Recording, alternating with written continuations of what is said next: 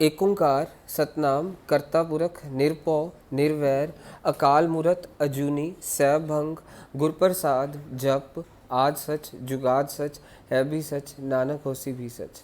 वाहिगुरु जी का खालसा वाहिगुरु जी की फतेह। Dear students, in this video I am going to cover the chapter problem of excess and deficient demand. So excess and deficient demand वाला जब भी कहानी आ जाए, दी किसने एक्सेस एंड डेफिशिएंट डिमांड वाली कहानी? J.M. कीन्स ने। मीन्स ये इनकम लाइन 45 डिग्री की लाइन होती है, इसे एएस लाइन भी कहते हैं। जोन सी भी लाइन 45 डिग्री की होती है उसे कहते हैं परफेक्टली इलास्टिक। मीन्स हमारे इस चैप्टर में एएस परफेक्टली इलास्टिक होगा। मीन्स परफेक्टली इलास्टिक का मतलब है कि ये अपने आप को ढालेगा, मीन्स ये अपने आप को टाइम के अकॉर्डिंगली चेंज कर लेगा। एडी अपने आप को कभी चेंज नहीं करेगा। एडी जो सच्चाई है वो वैसा ही रहेगा, जो असलियत है वो एडी वैसा ही रहेगा। एडी हमारी ऐसे लाइन होती है, मीन्स यहाँ पे सपोज एडी फुल एम्प्लॉयमेंट पे है। Full employment is the situation. अब पेपर में आ गया what is full employment. Full employment is the situation when demand of labour is equal to supply of labour at the existing wage rate. आप याद रखिएगा, full employment is the situation when demand of labour is equal to supply of labour at the existing wage rate. अब AD जब नीचे चले जाए उसे कहते हैं AD at under employment. Means जब एडी फुल एम्प्लॉयमेंट से नीचे चले जाए उसे अंडर एम्प्लॉयमेंट कहते हैं या फिर डेफिशिएंट डिमांड कहते हैं। इस सिचुएशन को डेफिशिएंट डिमांड भी कहते हैं।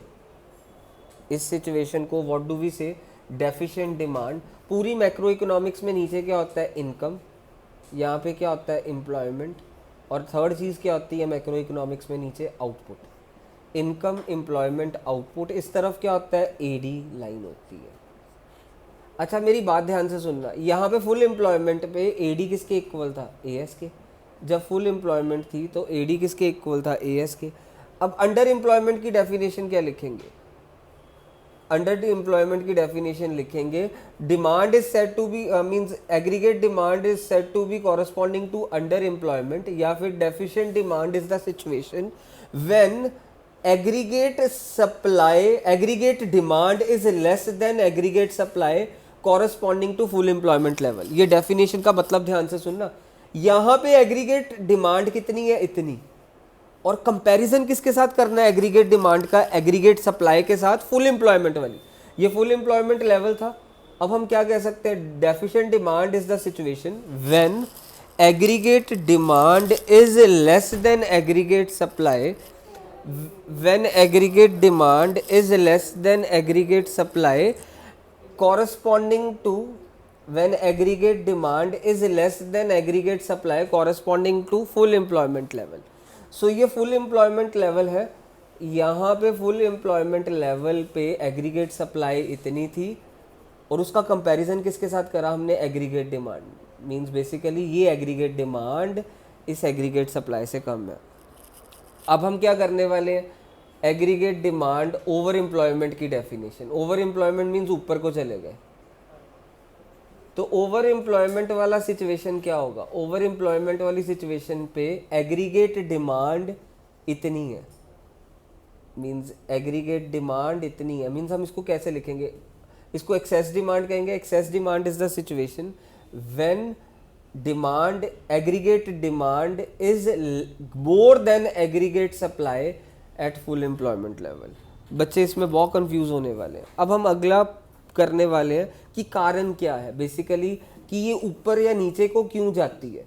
सो बेसिकली एक्सेस डिमांड में आपने डेफिनेशन लिखनी होगी अगर पेपर में आई तो। अब ये इनके कारण करने वाले हैं। सबसे पहले एक्सेस डिमांड के। एक्सेस डिमांड तो वो भी डायग्राम देखिएगा।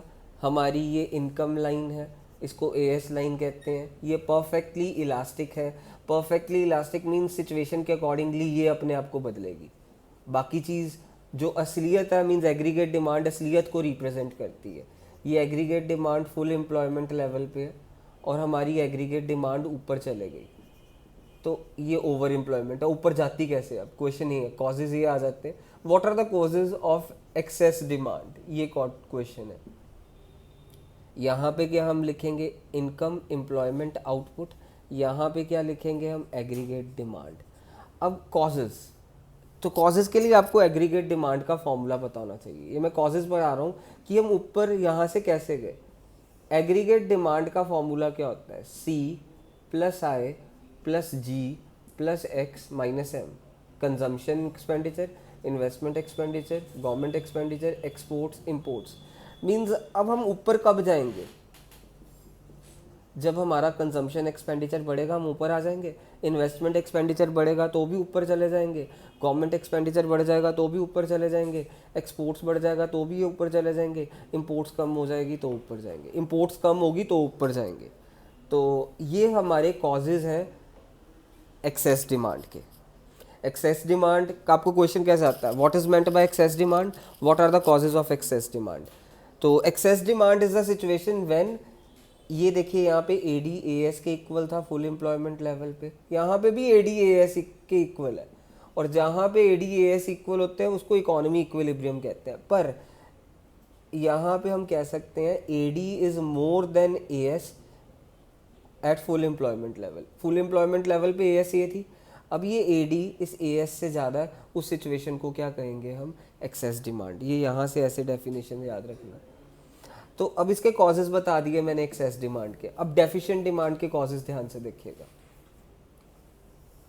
डेफिशिएंट डिमांड, ये इनकम लाइन जो परफेक्टली इलास्टिक लाइन है, एएस लाइन, ये हमारी क्या है, हमारे पास हमने एक्सेस कर लिया। अब डेफिशिएंट डिमांड के कारण करने वाले, डेफिशिएंट डिमांड, यहाँ पे ये एडी लाइन है, फुल एम्प्लॉयमेंट लेवल है, यहाँ पे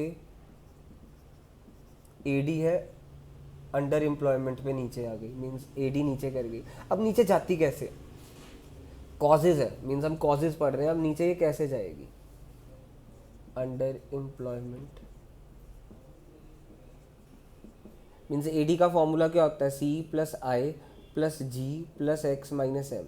यहाँ पे होना चाहिए था। हम नीचे कैसे आएंगे, नीचे तब आएंगे जब कंजम्पशन कम हो जाएगी, इन्वेस्टमेंट कम हो जाएगी, नीचे आ जाएंगे, गवर्नमेंट एक्सपेंडिचर कम हो जाएगा, नीचे आ जाएंगे, एक्सपोर्ट्स कम हो जाएंगी, नीचे आ जाएंगे, इंपोर्ट्स बढ़ जाएंगी तो नीचे आ जाएंगे। ये कॉजेज़ हमारे ख़त्म हो गए हैं डेफिशिएंट डिमांड के। सिंपली ये कॉजेज़ थे हमारे। अब ये पेपर में क्वेश्चन आता है, what is deficient demand and what are the causes of deficient demand. Deficient demands refers to the situation. देखिए यहाँ पे भी एडीएएस के इक्वल है, और ये बेस्ट सिचुएशन थी फुल एम्प्लॉयमेंट वाली, यहाँ पे भी एडीएएस के इक्वल है। तो हम डेफिनेशन क्या लिखेंगे, deficient demand is the situation when AD is less than AS of full employment level. यहाँ पे एडी लेस देन है एएस से ऑफ फुल एम्प्लॉयमेंट लेवल। ये हमारा डेफिशिएंट डिमांड हो गया।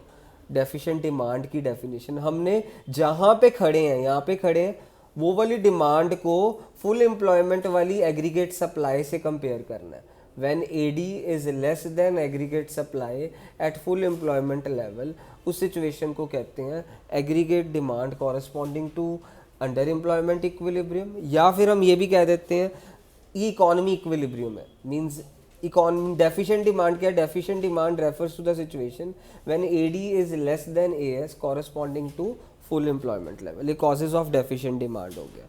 अब हमारा अगला टॉपिक आपको नेक्स्ट वीडियो में आएगा, जिसमें हम कवर करेंगे कि what are the ways to control this situation, इस सिचुएशन को कैसे कंट्रोल करना है।